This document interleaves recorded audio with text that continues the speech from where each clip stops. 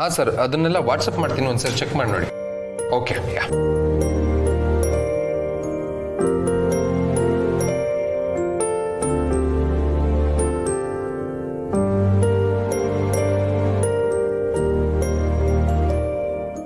Hello. ಹಾಂ, 5 ನಿಮಿಷ ತಿಂಡಿ ತಿಂತ ಇದೀನಿ, ಬಂದೆ. ಏನ್ ಜೀವ ನೀನು, ತಿಂಡಿನಾದ್ರೂ ನೆಮ್ಮದಿಯಾಗಿ ಮಾಡು. ನಾವು ಕೆಲಸ ಮಾಡೋದೇ ಇದನ್ನೇ ಕರೆಕ್ಟಾಗಿ ಮಾಡಿಲ್ಲ ಅಂದ್ರೆ ಹೇಗೆ ಹೇಳು? ಮಹಿ, ನಾನು ಏನು ಮಾಡಲಿ, ಇಂಪಾರ್ಟೆಂಟ್ ಕಾಲ್ ಇತ್ತು, ರಿಸೀವ್ ಮಾಡಲೇಬೇಕಾಯ್ತು. ಈ ಥರದೊಂದು ಬಿಸ್ನೆಸ್ ಮಾಡಬೇಕು ಅನ್ನೋದು ನನ್ನ ಡ್ರೀಮ್ ಆಗಿತ್ತು. ಅದೀಗ ನಿಜ ಆಗಿದೆ, ಟೈಮ್ ಕೊಡಲೇಬೇಕಲ್ವಾ? ಹಲೋ, ನಾನು ಬಿಸ್ನೆಸ್ ಫ್ಯಾಮಿಲಿಯಿಂದನೇ ಬಂದಿರೋದು. ನಾನು ಬಿಸ್ನೆಸ್ ಮ್ಯಾನ್ಗಳನ್ನ ನೋಡಿದ್ದೀನಿ. ಬರೀ ಬಿಸ್ನೆಸ್ ಮಾಡೋನು ಬಿಸ್ನೆಸ್ ಮ್ಯಾನ್ ಅನ್ಸ್ಕೊಳ್ಳಲ್ಲ.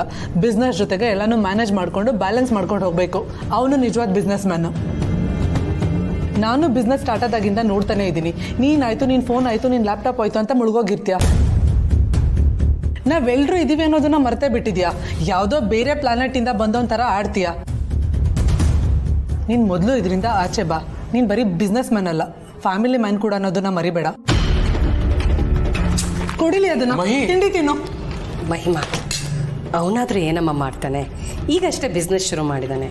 ಶುರುವಿನಲ್ಲಿ ಎಲ್ಲರೂ ಜಾಸ್ತಿ ಟೈಮ್ ಕೊಡಬೇಕಲ್ಲ. ಫಸ್ಟೇ ಅವನಿಗೆ ಅಷ್ಟೊಂದು ಬಿಸ್ನೆಸ್ ಟೆನ್ಷನ್ನು. ಪಾಪ ಅವನಿನ್ನೇನು ಮಾಡ್ತಾನೆ ಹೇಳು?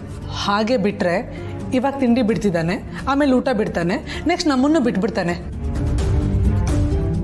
ಇದೇ ಲೈಫ್ ಆಗಬಾರ್ದು ಅತ್ತೆ. ಇದ್ರ ಜೊತೆಗೆ ಎಲ್ಲನೂ ಮ್ಯಾನೇಜ್ ಮಾಡ್ಕೊಂಡು ಹೋಗೋ ಗೊತ್ತಿರಬೇಕು. ಎಲ್ರೂ ಇಗ್ನೋರ್ ಮಾಡ್ತಿದ್ದಾನೆ.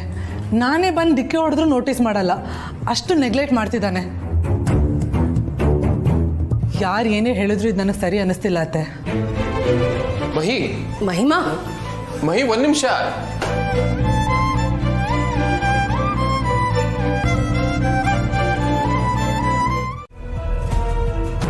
ಇನ್ನೊಂದೆರಡು ಟೆಸ್ಟ್ ಮಾಡೋದಿದೆ, ಸ್ವಲ್ಪ ಹೊತ್ತು ರೆಸ್ಟ್ ಮಾಡಿ, ಆಮೇಲೆ ಮಾಡೋಣ.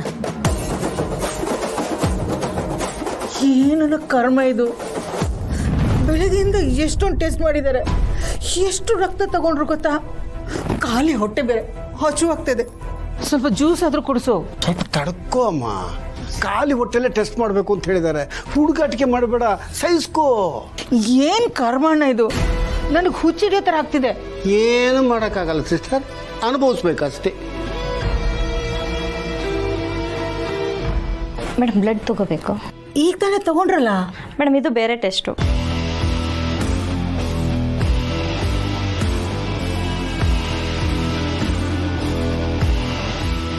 ನೋಡ್ದ್ಯಾಣ? ಓ ಸಿಸ್ಟರ್, ದೂರ ನಿಂತ್ಕೊಂಡೆ ನಿನ್ನ ಜೀವ ಹಿಂಡ್ತಾ ಇದ್ದಾಳೆ. ಹಾಸ್ಪಿಟಲ್ನವರು ಇರೋ ಬರೋ ಟೆಸ್ಟನ್ನೆಲ್ಲ ನಿನ್ನ ಮೇಲೆ ಪ್ರಯೋಗ ಮಾಡೋ ಥರ ಇದೆ. ಎಲ್ಲ ಭೂಮಿಕನ್ ಕರಾಮತ್ತು.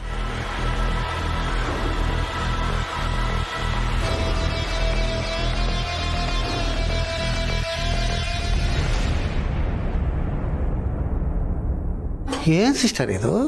ಟೆಸ್ಟ್ ಮಾಡಿ ನಾನು ಬೂಸ್ಟ್ ಮಾಡ್ತಿದಾರಲ್ಲ.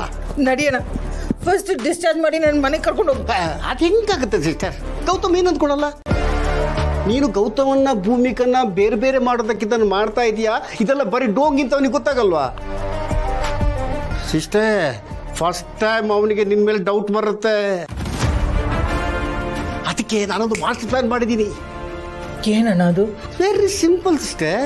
ಅವನು ಇಲ್ಲಿಗೆ ಬಂದಾಗ ನಾನು ನಿನ್ನ ಬಗ್ಗೆ ಒಂದಷ್ಟು ಮಾತಾಡ್ತೀನಿ. ಅವನ ಮನಸ್ಸಲ್ಲಿ ನಿನ್ನ ಬಗ್ಗೆ ಎಮೋಷನ್ ಹುಟ್ಟೋ ಥರ ಮಾಡ್ತೀನಿ. ಅದ್ರ ಜೊತೆಗೆ ನಿನ್ನ ಬಗ್ಗೆ ಅವನಿಗೆ ಪ್ರೀತಿ, ಮಾತೃವಾತ್ಸಲ್ಯ, ಕರುಣೆ ಎಲ್ಲ ಬುಕ್ಕಿ ಹರಿಬೇಕು, ಆ ಥರ ಮಾತಾಡ್ತೀನಿ. ಹೆಂಗಿದೆ ನನ್ನ ಪ್ಲ್ಯಾನು?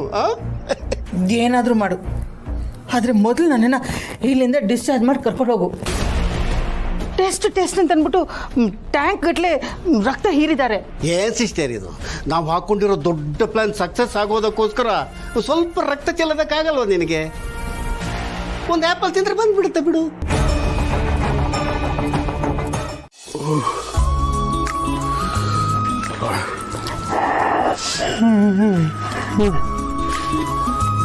ತಗೊಳ್ಳಿ, ಸ್ಟ್ರಾಂಗ್ ಆಗಿ ಮಾಡಿದ್ದೀನಿ. Thank you. ಅತ್ತೆ ಹೇಗಿದ್ದಾರೆ?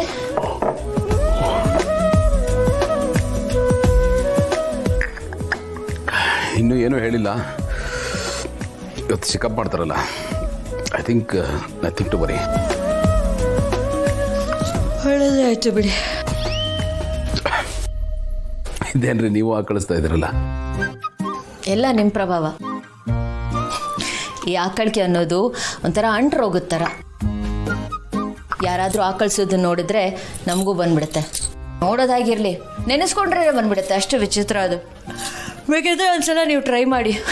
ಮನಸ್ಸಲ್ಲಿ ನೆನೆಸ್ಕೊಂಡ್ರೆ ಆಗುತ್ತೆ ಅಂತಾರಲ್ಲ, ಅದಕ್ಕೆ ಬೆಸ್ಟ್ ಎಕ್ಸಾಂಪಲ್ ಇದು. ಹೌದಾ? Very interesting.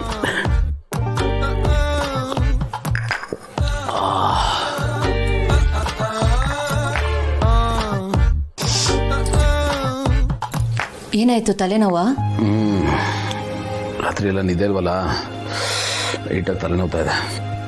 ಇರಿ, ನಾನು ಬಾಮ್ ತರ್ತೀನಿ, ನಿಮಗೆ ರಿಲೀಫ್ ಸಿಗುತ್ತೆ.